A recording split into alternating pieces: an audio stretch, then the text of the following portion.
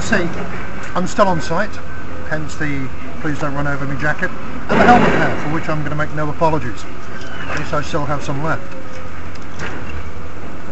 Yesterday, I received from an acquaintance, not a friend, an Easter card, tomorrow being Good Friday.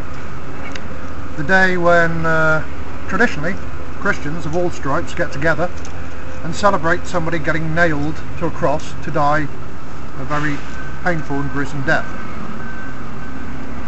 And it set me thinking, why on earth do they celebrate that?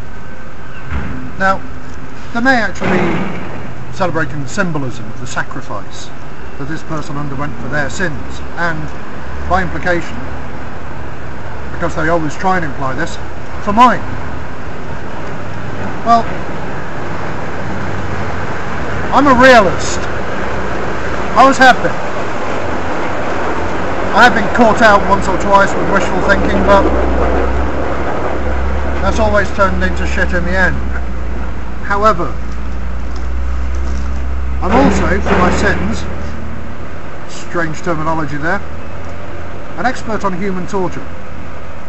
The physiology and the psychology of human torture is something I've studied, not because I like the idea, but because I happen to hate the concept of people inflicting horrendous pain and damage on other people for generally reasons that are never good enough anyway. Now, during my studies I actually met some people who did celebrate pain.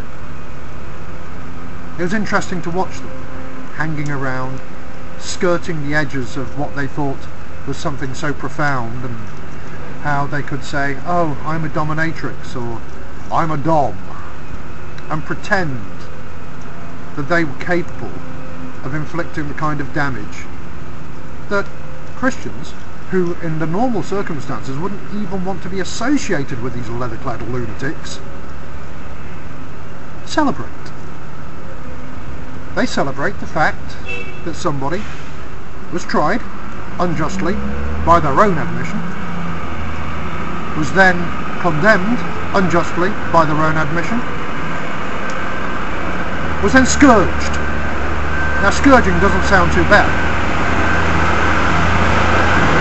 until you consider what it actually involves. It involves a whip ripping the flesh from a human being, tearing the nerve endings, flaying them. Now, I don't know how many of you have ever actually got a graze, but that's probably about 1% of the pain you would feel if you actually had the skin torn from you. Then, when this person had actually had the skin torn from them, a crown of thorns was placed in an ironic gesture on their head. Now, these aren't just the small thorns that you find on the bushes that I'm standing in around here. They're quite big, thick. Effectively, they're like nails. But then again, that's just a precursor to what happened to them later, isn't it? That person, who by now would be in extreme distress and would be triaged very rapidly if he was in a modern emergency room, was then forced to get up, semi-conscious, probably delirious with pain, certainly with blood loss, and whipped until he carried a heavy cross, probably weighed as much as he did, to the place of his execution, at which point he was hammered to the cross, nailed there, between the radius and ulna, we think is the most likely place, spiked. His legs were then broken, so he couldn't support his own weight. If he did, the agony would probably have caused him to lose consciousness, if his body had have let him lose consciousness at this point, because if he didn't support his own weight on these spikes through his arms, he would then choke. Now, consider the agony this person was in, because Longinus, a German auxiliary, actually stabbed him to try and put him out of his misery. Now, this actually, curiously enough, does ring true, for the simple reason that we have examples of people who were being gibbeted, and gibbeted was more or less the same thing without the crucifixion, being allowed to die of exposure, the cold, thirst, hunger.